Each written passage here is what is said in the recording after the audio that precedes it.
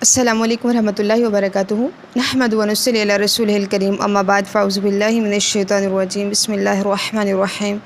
رب اشرح لی صدری ویسر لی امری واحلل عقدۃ من لسانی یفقہوا قولی۔ اللہم اہد قلبی وسدد لسانی واسلل سخیمۃ قلبی، الہی آمین۔ صرف 5 سیکنڈ کی دعا ہے جس کو آج ہم وقت ہی نہیں دیتے، ہمیں اس کی اہمیت اور اس کی ویلیو کا پتہ ہی نہیں ہے۔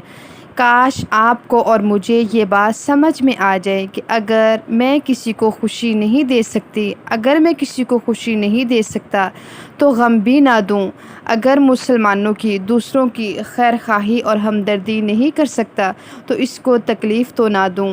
یہی نصیحتیں سلف کی ہوتی تھیں، لیکن اللہ کے رسول صلی اللہ علیہ وسلم کا فرمان ہے، جو شخص صرف اتنا کہہ دیتا ہے اللہم اغفر للمؤمنین والمؤمنات، اللہ مومن مردوں کو معاف کر دے اور مومن عورتوں کو بھی معاف کر دے، تو ٹائم اس میں کتنا لگتا ہے؟ صرف 5 سے 6 سیکنڈ لگتے ہیں۔ کہہ کر ذرا دیکھیے، اللہم اغفر للمؤمنین والمؤمنات، مسلمانوں کے لیے دعا کرنا، تو پھر ملے گا کیا؟ دوسروں کے لیے جب ہم دعا کرتے ہیں تو ملتا کیا ہے؟ آدم سے لے کر قیامت تک آنے والے جتنے بھی مومن مرد اور مومن عورتیں ہوں گی، اتنی تعداد میں اس کے نامہ اعمال میں نیکیاں لکھ دی جاتی ہیں۔ سبحان اللہ، دیکھیں ہمیں پتہ ہی نہیں ہے، اتنی نیکیاں اس کے نامہ اعمال میں لکھ دی جاتی ہیں۔ دعا کیا کریں اپنے لیے بھی، اپنے مومن بھائیوں کے لیے بھی اور مومن عورتوں کے لیے بھی، تاکہ نتیجے میں ان کی بھی خیر خواہی ہو اور فرشتے آپ کے لیے بھی دعا کریں۔ ایک حدیث کا مفہوم ہے، رسول اللہ صلی اللہ علیہ وسلم نے فرمایا، جب بندہ کسی کے لیے دعا کرتا ہے وہ سامنے نہیں ہوتا، یعنی وہ غائب ہے، وہ غائبانہ طور پر اس کے لیے دعا کرتا ہے، تو اللہ رب العزت اس کی دعا کو قبول فرماتے ہیں اور ایک فرشتے کو بھی مقرر کر دیتے ہیں۔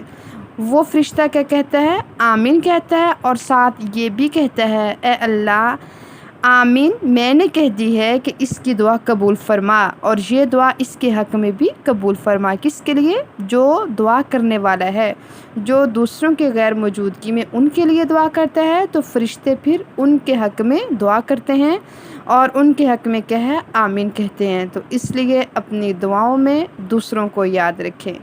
اور کیا ہے، کسی کو آپ خوشی نہیں دے سکتے تو پلیز کسی کے لیے غم کا سبب بھی آپ نہ بنیں، آپ کی ذات کسی کے لیے اذیت کا سبب بھی نہ بنے۔